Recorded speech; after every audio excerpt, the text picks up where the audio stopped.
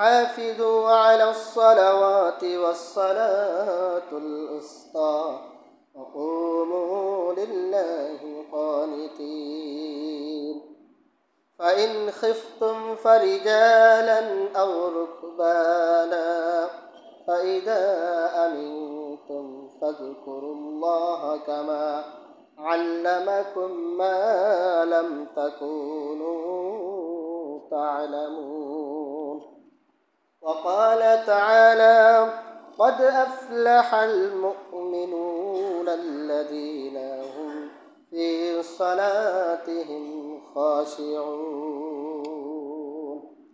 إلى الآخر الآية.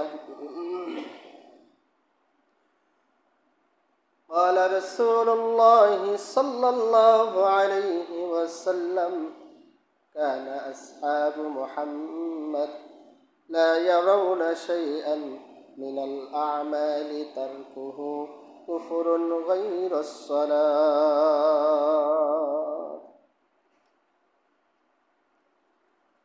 رواه الترمذي أو كما قال عليه الصلاة والسلام إن الله وملائكته يصلون على النبي يا أيها الذين آمنوا صلوا عليه وسلموا تسليما اللهم صل على محمد وعلى آل محمد كما صليت على إبراهيم وعلى آل إبراهيم إنك حميد مجيد اللهم بارك على محمد وعلى آل محمد كما باركت على إبراهيم وعلى آل إبراهيم إنك حميد مجيد الحمد لله প্রশংসা সেই মহান রব্বুল আলামিনের যে রব্বে করিম আপনাকে আমাকে মায়া করে মহব্বত করে ভালোবেসে দুনিয়াবি হাজারো ব্যস্ততা থেকে উপেক্ষা করে যে সমাজের হাজারো মানুষ থেকে যাচাই করে বাছাই করে গত জুমা থেকে নিয়ে জুমা পর্যন্ত সুস্থতার সাথে নেক হাত দারাজ করে মহান রব্বুল আলামিনের মহান হুকুম জুমার সালাত আদায়ের উদ্দেশ্যে মসজিদে আসার এবং বসার তৌফিক দান করেছেন শুকরিয়া আদায় করে বলি আলহামদুলিল্লাহ। দুরূদ সালাম বর্ষিত হোক আখিরি জামানার পয়গম্বর দো জাহানের বাদশা নবী মুহাম্মদ রাসূলুল্লাহ সাল্লাল্লাহু আলাইহি ওয়াসাল্লাম আল্লাহুম্মা সাল্লি আলাইহি আল্লাহুম্মা বারিক আলাইহি। সম্মানিত উপস্থিতি এলাকাবাসী, সম্মানিত মসজিদের মুসল্লিবৃন্দ, পর্দার অন্তরালের নিচে আমার শ্রদ্ধেয় সম্মানিত মা এবং বোনেরা, আজকের জুমার সংক্ষিপ্ত খুতবার বিষয়বস্তু সালাতের গুরুত্ব ও ফজিলত। অত্যন্ত গুরুত্বপূর্ণ তত্ত্ববহুল জ্ঞানগর্ভ আলোচনা, যেটা আমাদের সমাজের জন্য অতীব জরুরি, সব থেকে বেশি প্রয়োজন। সম্মানিত উপস্থিতি, সালাত ঈমানের পরে মুমিন নর এবং নারীর উপরে সবচেয়ে বড় ফরজ ইবাদত হলো 5 ওয়াক্ত সালাত।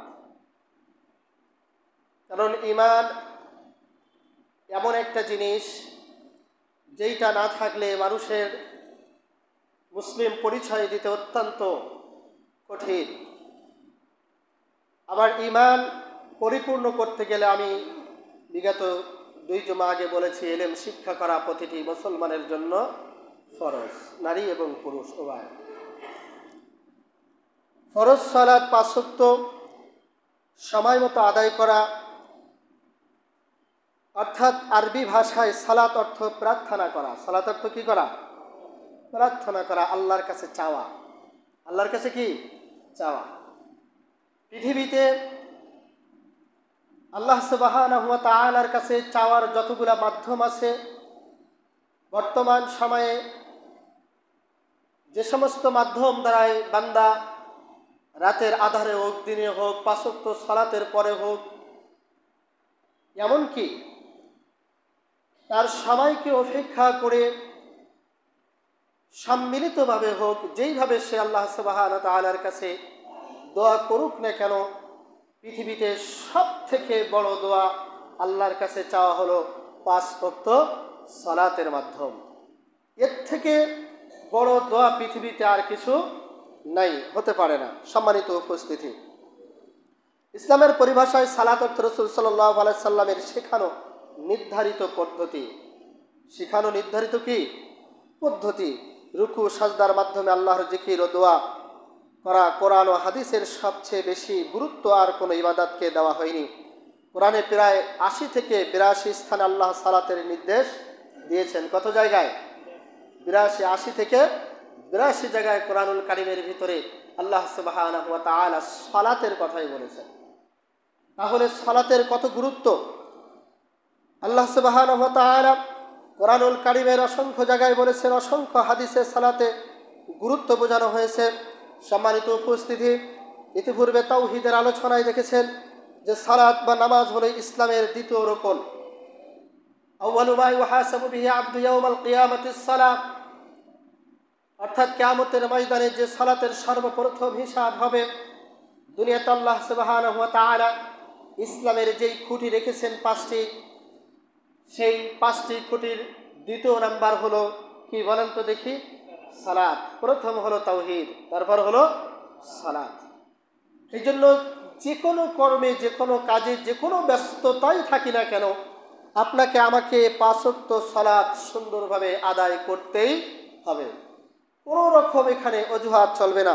আল্লাহ সুবহানাহু ওয়া তাআলা সূরা বাকারার 238 এবং 239 নম্বর আয়াতে বলেন, হাফিজু আলাস সালাওয়াতি ওয়াস সালাতিল উসতা ওয়া কুমু লিল্লাহি কানিতিন, তোমরা সালাতের প্রতি যত্নবান হও, বিশেষত মধ্যবর্তী সালাতের, এবং আল্লাহর উদ্দেশ্যে তোমরা বিরতিভাবে দাঁড়াবে।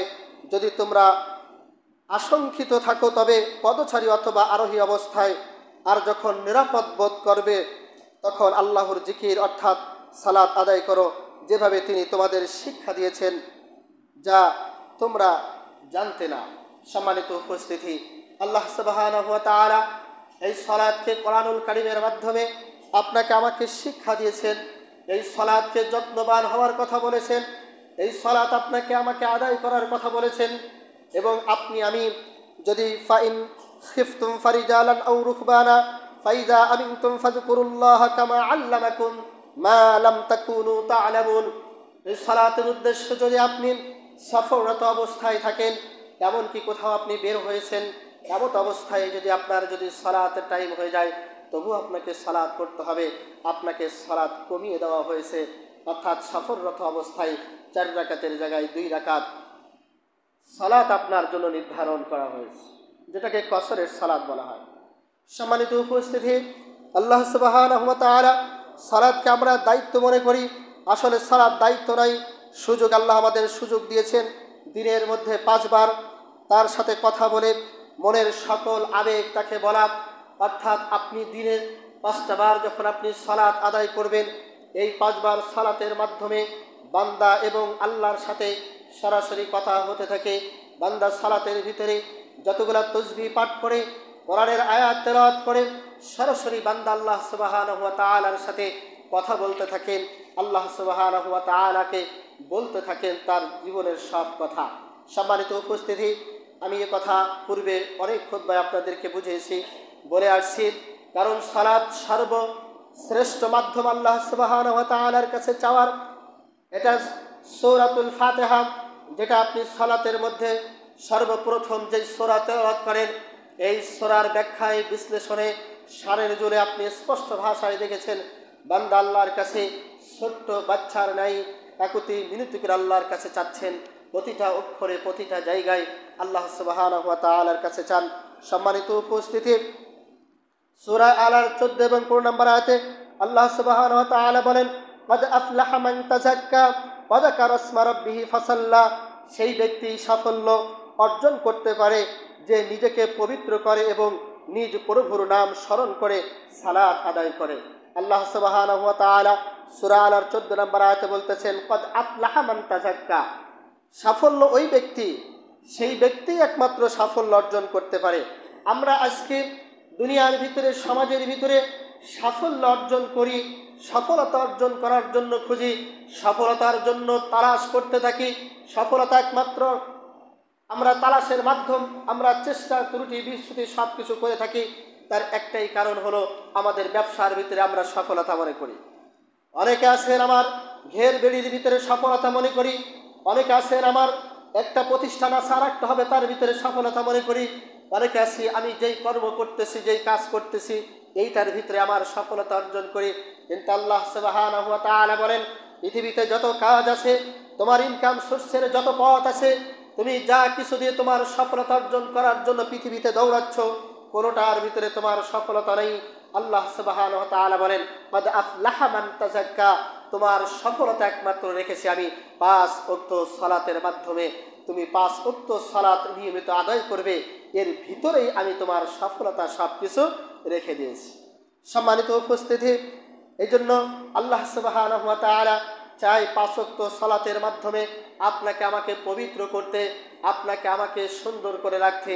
কিন্তু আমরা বান্দা দুর্ভাগার কপাল, আল্লাহ সুবহানাহু ওয়া তাআলা ওয়াযাকার রাসমা রাব্বিহি ফাসাল্লা, 5 ওয়াক্ত সালাতের মাধ্যমে আমাদেরকে আল্লাহ সুবহানাহু ওয়া তাআলা পবিত্রতা রাখতে চান, কিন্তু আপনি আমি সেই ধারায়, সেই পবিত্রতা থাকার জন্য উদ্বৃত্ত নাই।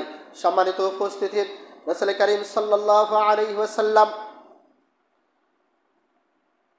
হাদিসের ভাষায় আল্লাহ রাসূল সাল্লাল্লাহু আলাইহি ওয়াসাল্লাম সালাত আদায় করার জন্য অনেক কঠিন কথা বলেছেন। আল্লাহ সুবহানাহু ওয়া তাআলা সূরা মারিজের 19 এবং 22 নম্বর আয়াতে কথা বলেছেন, ইন্নাল ইনসানা খুলিকা হালুআ ইযা মাসসাহুশ শাররু জাযুআ ওয়া ইযা মাসসাহুল খায়রু মানুআ ইল্লাল মুসাল্লিন আল্লাযীনা হুম আলা সালাতিহিম দাঈবুন।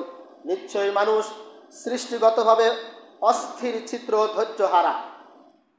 ইন্নাল ইনসানা খুলিকা হালুআ, মানুষ সৃষ্টির শুরুতেই অস্থির এবং ধৈর্যহারা। আল্লাহ সুবহানাহু ওয়া তাআলা এই আয়াতের তাফসীর কারকরা বুঝাতে চাচ্ছেন, পৃথিবীতে মানুষ যদি কোনো বিপদে পড়ে, আপনার আমার বাস্তবতার জীবনে যদি আপনার আমার ঘরে ফ্যামিলিতে কোনো বিপদ চলে আসে, তাহলে আমরা অধৈর্য হয়ে যাই। কি কথা ঠিক নয়? ইন্নাল